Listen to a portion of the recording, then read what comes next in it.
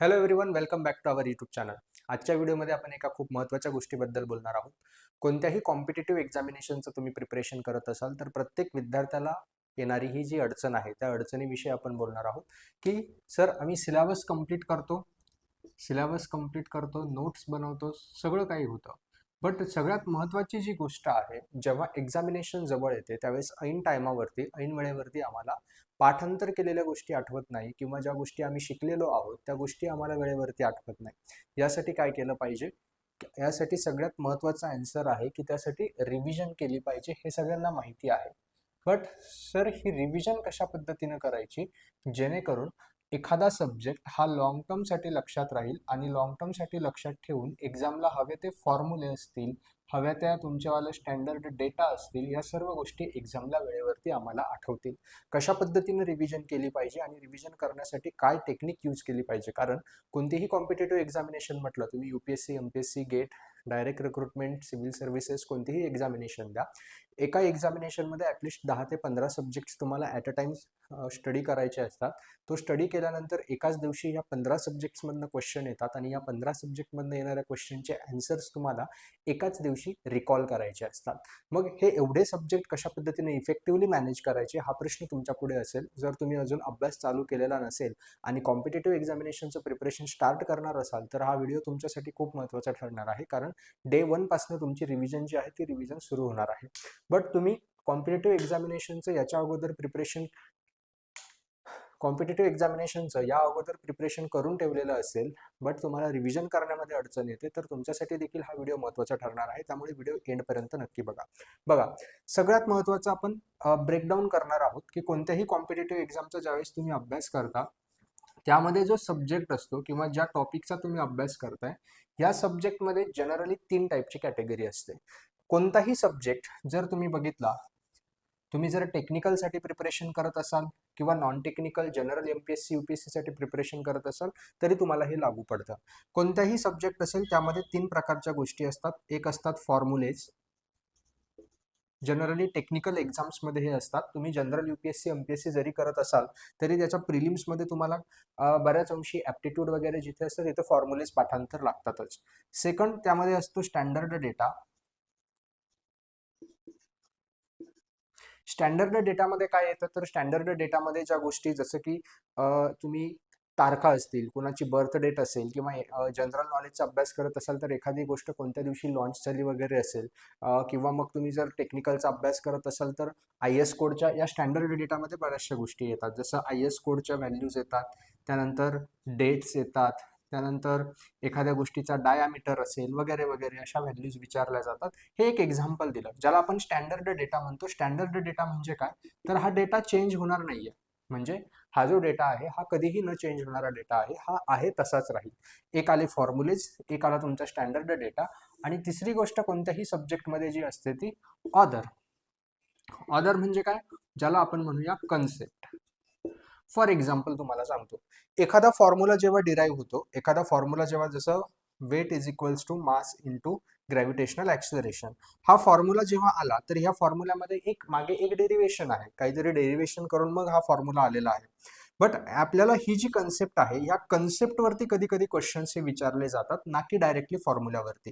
Direct formula आपल्याला पाठांतर हाच करायचा असतो, बट कधी कधी ह्या कन्सेप्टवरती क्वेश्चन विचारला जातो. म्हणून आपल्याला ही कन्सेप्ट, जी की तुमची थेरी टाईप नोट्स असतात, म्हणजे मी थोडक्यात इथे लिहितोय की तो थेरी सब्जेक्ट असेल, ज्यामध्ये तुम्हाला रीडिंग करावं लागतं, सेंटेन्सेस रीड करावे लागतात, सेंटेन्स बेस्ड क्वेश्चन विचारले जातात, हे येते तुमची थेरी. सो कोणताही सब्जेक्ट हा 3 पार्टमध्ये डिवायडेड असतो: फॉर्म्युला, स्टँडर्ड डेटा आणि थेरी. लक्षात घ्या, रिव्हिजन करायला सुरुवात करण्या अगोदर एक बेसिक रूल लक्षात ठेवायचा आहे, 70-30 रूल. 70-30 रूल. तुम्ही कोणत्याही एक्झामिनेशनचा अभ्यास करत असाल आणि दिवसभरात कितीही तास अभ्यास करत असाल तर तुम्हाला 70% टाइम हा अभ्यास करण्यासाठी किंवा नवीन गोष्टी शिकण्यासाठी द्यायचा आहे, तर 30% टाइम जो आहे हा तुम्हाला रिव्हिजनसाठी द्यायचा आहे. हे कंपल्सरी आहे. तुम्ही दिवसामध्ये 10 तास अभ्यास करताय, 3 तास तुमची रिव्हिजन झाली पाहिजे आणि 7 तास तुमचा अभ्यास झाला पाहिजे. तुम्ही 5 तास अभ्यास करताय तर 1.5 तास तुमची रिव्हिजन झाली पाहिजे, उरलेल्या तुमच्या 3.5 तासांमध्ये तुमचा अभ्यास झाला पाहिजे. एखाद्या दिवशी सपोज तुम्हाला एकच तास वेळ आहे किंवा तुमच्याकडे 2च तास वेळ आहे, तर त्या दिवशी नवीन गोष्ट शिकली नाही तरी चालेल, बट त्या दिवशी रिव्हिजन मात्र झालीच पाहिजे. कारण रिव्हिजन आहे जी तुम्हाला सिलेक्शन देणार आहे, ना की तुम्ही किती गोष्टी नवीन शिकला. कारण एक गोष्ट लक्षात ठेवा नेहमी, की खूप साऱ्या गोष्टी वरवर माहीत असण्यापेक्षा एखादी गोष्ट पूर्ण डीपमध्ये तिची कन्सेप्ट माहिती आहे, तिचा फॉर्म्युला माहिती आहे, तिचा स्टँडर्ड डेटा माहिती आहे, त्याबद्दलची सगळी थिअरी माहिती आहे, तर त्यावरती तुम्ही जास्त MCQ सॉल्व्ह करू शकता रादर दॅन सगळ्या गोष्टी फक्त वरवर माहिती आहे बट ऐन एक्झामच्या दिवशी तुम्हाला आठवलंच नाही. हा एक खूप महत्त्वाचा पॉईंट आहे, की सगळंच शिकत बसण्यापेक्षा आणि त्याकडे बारकाईनं न बघण्यापेक्षा ज्या गोष्टी तुम्ही शिकत आहात त्या व्यवस्थित शिका, कन्सेप्ट समजून घ्या आणि त्याचं पाठांतर करायला विसरू नका.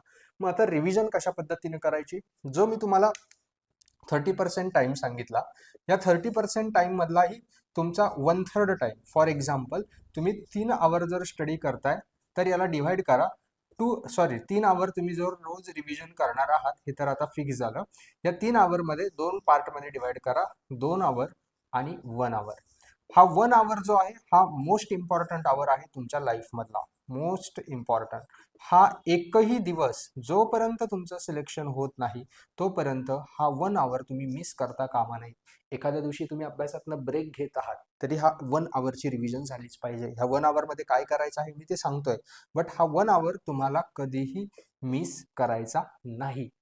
या 1 आवरमध्ये काय करायचं आहे, फॉर एक्झाम्पल तुम्ही एक XYZ सब्जेक्ट घेतला, त्या सब्जेक्टमधले जे इम्पॉर्टंट फॉर्म्युलेज, इम्पॉर्टंट म्हणण्यापेक्षा जे फॉर्म्युलेज आहेत आणि जो स्टँडर्ड डेटा आहे तो एकतर तुम्हाला सेपरेट नोट डाऊन करायचा आहे. हा जो स्टँडर्ड डेटा आहे हा सेपरेट नोट डाऊन करायचा आहे. शॉर्ट नोट्स ज्याला आपण म्हणतो, याच्या शॉर्ट नोट्स प्रिपेअर करायच्या आहे. इन केस तुम्हाला शॉर्ट नोट्स बनवायचा कंटाळा येतो, सर माझ्याकडनं शॉर्ट नोट्स बनवल्या जात नाही किंवा तेवढा मी डिसिप्लिन नसतो की माझ्याकडनं शॉर्ट नोट्स बनवल्या जातील, त्या केसमध्ये ज्या तुमच्या डिटेल्ड नोट्स असतात त्या डिटेल्ड नोट्समध्ये ह्या फॉर्म्युलेजला बॉक्स करणं, अंडरलाईन करणं किंवा रेड पेनने त्याच्यावरती मार्किंग करणं. सेम स्टँडर्ड डेटा याला हायलाईट करणं किंवा रेड पेनने मार्किंग करणं किंवा अंडरलाईन करणं, जे तुम्हाला सुटेबल वाटेल ते. ही प्रोसेस कधी करायची आहे, जेव्हा तुम्ही एखादा टॉपिक लर्न करत आहात, एक युनिट तुमचं संपलं, हे एक युनिट संपल्यानंतर लगेच तुम्ही लेक्चर केलं किंवा नोट्समधनं सेल्फ स्टडी केला, हे युनिट संपल्यानंतर त्या युनिटमधले स्टँडर्ड फॉर्म्युलेज आणि स्टँडर्ड डेटा हा सेपरेट पेजेसवरती एकतर आला पाहिजे, ज्याला आपण शॉर्ट नोट्स म्हणूया. थिअरी चुकूनही लिहायची नाही. बरेच मुलं काय करतात, शॉर्ट नोट्सच्या नावाखाली as it is sentences short नोट्समध्ये लिहायला लागतात आणि मेन नोट्स पेजेसचे असतील तर शॉर्ट नोट्स या 80 पेजेसच्या तयार करतात. ही अतिशय चुकीची कन्सेप्ट आहे, लक्षात ठेवा. का? कारण तुम्हाला सेपरेट शॉर्ट नोट्स ज्या आहेत ह्या सेपरेट शॉर्ट नोट्स बनवायच्या आहेत, त्यामध्ये फक्त स्टँडर्ड डेटा आणि इम्पॉर्टंट फॉर्म्युलेज ॲड करायचे आहेत. बरं, किंवा नाही तुम्हाला वेळ मिळत आहे शॉर्ट नोट्स बनवायला, तुम्ही रेड पेन घेऊन त्या रेड पेनने आहे त्या नोट्समध्ये फॉर्म्युलेज आणि स्टँडर्ड डेटाला अंडरलाईन किंवा हायलाईट केलं तरी चालेल. आता दररोज 1 आवरमध्ये काय करायचंय तुम्हाला, दररोज मॉर्निंगच्या 1 आवरमध्ये तुम्हाला, मॉर्निंगला सकाळी तुम्ही 7ला लायब्ररीत जातात, तर ह्या 7 ते 8 मध्ये तुम्हाला हे स्टँडर्ड डेटा आणि फॉर्म्युल्याचं पाठांतर करायचंय. इकडे लक्ष द्या. एक तुम्ही लिस्ट बनवली, हा तुमचा सब्जेक्ट नंबर 1 आहे, त्याला मी ए म्हणतो. हा सब्जेक्ट नंबर 2 आहे, याला मी बी म्हणतो. हा सब्जेक्ट नंबर सी आहे, 3 आहे, याला मी सी म्हणतो. हे A, B, C असे 3 सब्जेक्ट तुम्ही अभ्यास करताय. या 3 सब्जेक्ट मधला जो पहिला सब्जेक्ट ए आहे, सपोज या सब्जेक्टचे तुमचे सगळे युनिट्स कंप्लीट झाले आणि याच्या शॉर्ट नोट्स ज्यामध्ये फॉर्म्युलेज आणि स्टँडर्ड डेटा आहे या एकतर सेपरेट बनल्या गेल्या किंवा तिथेच तुम्ही रेड पेनने मार्किंग केली किंवा हायलाईट केल्या गेल्या. अशा पद्धतीनं ए सब्जेक्ट ज्यावेळेस तुमचा तयार होईल, या ए सब्जेक्टचे तुम्ही सर्वरोज सकाळी रिव्हिजनमध्ये काय करताय, फॉर्म्युले पाठांतर करताय 1 तासामध्ये. सपोज त्यानंतर तुमचा बी सब्जेक्ट कंप्लीट झाला. हा बी सब्जेक्ट कंप्लीट झाल्यानंतर याचे देखील सेम शॉर्ट नोट्स रेडी झालं, रेड पेनने मार्किंग करून ठेवलेली होती.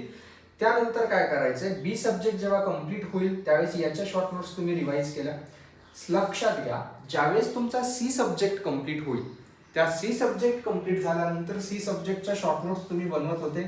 बनवल्यानंतर त्या शॉर्ट नोट्स मधनं तुम्ही रिव्हिजन करत होते, पाठांतर करत होते. ऑफकोर्स एक युनिट कंप्लीट झालं की त्याचे फॉर्म्युलेज त्याच दिवशी पाठांतर करायचे, हे विसरायचं नाही.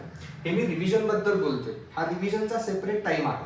एक युनिटचा अभ्यास करणं म्हणजे काय असतं, हा युनिट कंप्लीट झाला, याच्यातले शॉर्ट नोट्स आणि जे तुमचे फॉर्म्युलेज आहेत ते सेपरेट आउट केले, ते पाठांतर केले आणि हे पाठांतर केल्यानंतर त्याची रिव्हिजन याच्या 1 तासामध्ये करायची आहे. मी काय सांगतोय आता, ज्यावेळेस तुमच्या सी सब्जेक्टचं अशा पद्धतीने पाठांतर होईल आणि शॉर्ट नोट्स रेडी होतील, त्यावेळेस सी सब्जेक्टची रिव्हिजन करण्याच्या अगोदर तुम्हाला ए सब्जेक्ट रिवाइज करायचा आहे सकाळच्या 1 तासामध्ये. सपोज त्याला 3 दिवस लागू द्या, तोपर्यंत तुमचा चौथा सब्जेक्ट बी सब्जेक्ट चालू आहे, बट तुम्ही ए सब्जेक्ट रिवाइज केला, 3 दिवस लागले सगळे फॉर्म्युले स्टँडर्ड डेटा पाठांतर करायला. कमी दिवस लागतील. कमी दिवस का लागतील, कारण याच्या अगोदर तुम्ही तो पाठांतर पण केला होता आणि बी सब्जेक्ट कंप्लीट झाल्यानंतर तो रिवाइज पण केला होता. बरं त्यानंतर काय करायचंय, मग बी सब्जेक्ट पुन्हा रिवाइज करायचा आहे, याला 2 दिवस लागले, तुमचा चौथा सब्जेक्ट चालू आहे. सी सब्जेक्टची रिव्हिजन करायची आहे आणि मग चौथ्या सब्जेक्टचे जे काही रेडी झालेलं असेल तोपर्यंत या तिघांची रिव्हिजन होईल. चौथा सब्जेक्ट तुमचा कंप्लीट झालेला असेल, त्याची रिव्हिजनसाठीचे शॉर्ट नोट्स रेडी असतील, या मॉर्निंगच्या 1 आवरमध्ये रिवाइज करायचे आहे. म्हणजे एक सब्जेक्ट कंप्लीट झाला, रिवाइज केला, दुसरा सब्जेक्ट कंप्लीट झाल्यानंतर पहिलाही रिवाइज केला, दुसराही रिवाइज केला, तिसरा कंप्लीट झाल्यानंतर पहिला, दुसरा, तिसरा रिवाइज केला, चौथा कंप्लीट झाल्यानंतर पहिला केला, दुसरा केला, तिसरा केला, चौथा केला. त्यानंतर पाचव्यासाठी सेम 1 2 3 4 रिवाइज केले, मग पाचवा रिवाइज केला, पाठांतर केला. यामुळे काय झालं, तुमचे 15 सब्जेक्ट असतील तर 15 सब्जेक्ट कंप्लीट होईपर्यंत ए सब्जेक्ट तुम्ही 15 वेळेस रिवाइज केला, बी सब्जेक्ट तुम्ही 14 वेळेस रिवाइज केला, सी सब्जेक्ट तुम्ही 13 वेळेस रिवाइज केला, डी सब्जेक्ट तुम्ही 12 वेळेस रिवाइज केला. प्रत्येक रिव्हिजनच्या वेळेस लक्षात ठेवायची गोष्ट ही आहे की रिव्हिजन करत असताना फॉर एक्झाम्पल ए सब्जेक्ट तुम्ही 15व्या वेळेस ज्यावेळेस रिवाइज करता त्यावेळेस ऑलमोस्ट तुमच्या सगळ्या गोष्टी पाठांतर झालेल्या असतील. मी फक्त बोलतोय फॉर्म्युलेज आणि स्टँडर्ड डेटाबद्दल. सगळ्या गोष्टी तुमच्या पाठांतर झालेल्या असतील. ज्या गोष्टी पाठ नाहीये, तुम्हाला वाटलं की 15व्या वेळेस रिवाइज करताना देखील माझी अमुक तमुक गोष्ट किंवा 12व्या वेळेस 10व्या वेळेस तेव्हाच सगळं पाठांतर झालेलं असेल, बट पाठांतर करताना ज्यावेळेस तुम्हाला वाटतं की एखादा फॉर्म्युला माझा लक्षात राहत नाहीये, त्याला रेड पेनने मार्क करून ठेवायचं. पुढच्या वेळेस रिव्हायझन करताना, म्हणजे मी एक एक्झाम्पल देतोय, 9व्या वेळेस सपोज तुमचा ए सब्जेक्ट तुम्हाला वाटलं की पूर्णपणे पाठांतर झाला, मग सर दरवेळेस एवढा टाइम द्यायचा का? नाही. तुम्ही 9व्या वेळेस ज्यावेळेस फॉर्म्युले पाठांतर करताय त्यावेळेस फॉर्म्युले ऑलरेडी पाठ झालेले आहेत, त्यामुळे सगळे फॉर्म्युले रिवाइज करायची गरज नाहीये. प्रत्येक वेळेस रेड पेन सोबत ठेवायचा. ह्या वेळेस कोणते फॉर्म्युले लक्षात राहिलेले नाही त्याला रेड पेनने मार्क करायचं. पुढच्या वेळेस तेवढेच फॉर्म्युले रिवाइज करायचे, पाठांतर करायचे, बाकी फॉर्म्युलांकडे फक्त ओव्हरलुक करायचं, नजरे खालून घालून घ्यायचे. बी सब्जेक्ट बद्दलही तसंच करायचं की सपोज बी सब्जेक्ट मधले 80 पैकी 70 फॉर्म्युलेज पाठांतर आहे, वर बघायचे, पण 10 फॉर्म्युलेजला रेड पेनने मार्क करून ठेवली, ते मात्र पुढच्या वेळेस एकदम मन लावून पाठांतर करायचे. तुम्ही शाळेमध्ये जसे पाढे पाठ करायचे रट्टा मारून अगदी त्याच पद्धतीनं बी सब्जेक्ट तुम्हाला रिवाइज करायचा आहे. या सायक्लिक रिव्हिजन पर्यंत तुम्ही जर पहिल्या दिवसापासून मेंटेन केली तर ऑटोमॅटिकली तुमचे 15च्या 15 सब्जेक्टचे सगळे फॉर्म्युले आणि स्टँडर्ड डेटा ऑटोमॅटिकली पाठ झालेला असेल रोज सकाळी 1 तास दिल्यामुळे. सर उरलेल्या 2 तासांमध्ये काय करायचं?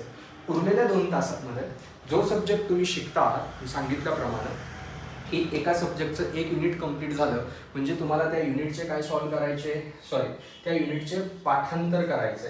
जे तुम्ही त्या दिवशी शिकलात ते ह्या 2 तासामध्ये पाठांतर करायचे. म्हणजे जे करंट चालू आहे, ते आज चालू आहे, जो युनिट माझा कंप्लीट झाला त्या युनिटचे फॉर्म्युले पाठांतर केले, त्याला अर्धासा तास लागेल. आणि उरलेल्या वेळामध्ये जे मागचे सब्जेक्ट झालेले आहेत त्याची लिस्ट तुमच्याकडे आहे.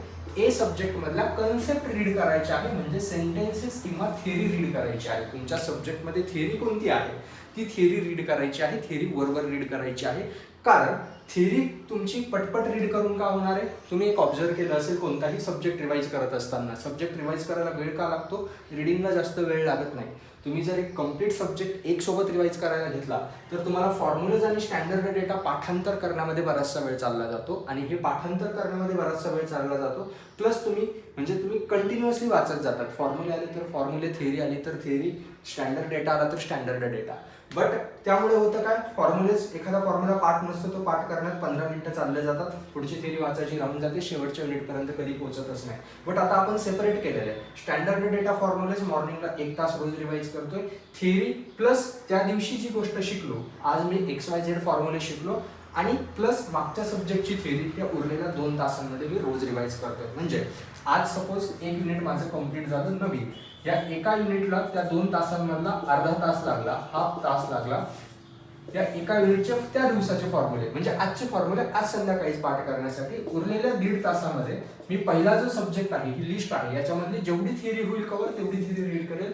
ती पटपट संपते, कारण याच्यामधले फॉर्म्युलेज आणि कन्सेप्ट याच्यासाठी सेपरेट 1 तास दिलेला आहे, ते मॉर्निंगला करायचे. थिअरी वाचून पटपट होते, कन्सेप्ट वरती संपवायच्या आहेत, ही गोष्ट लक्षात ठेवायची आहे.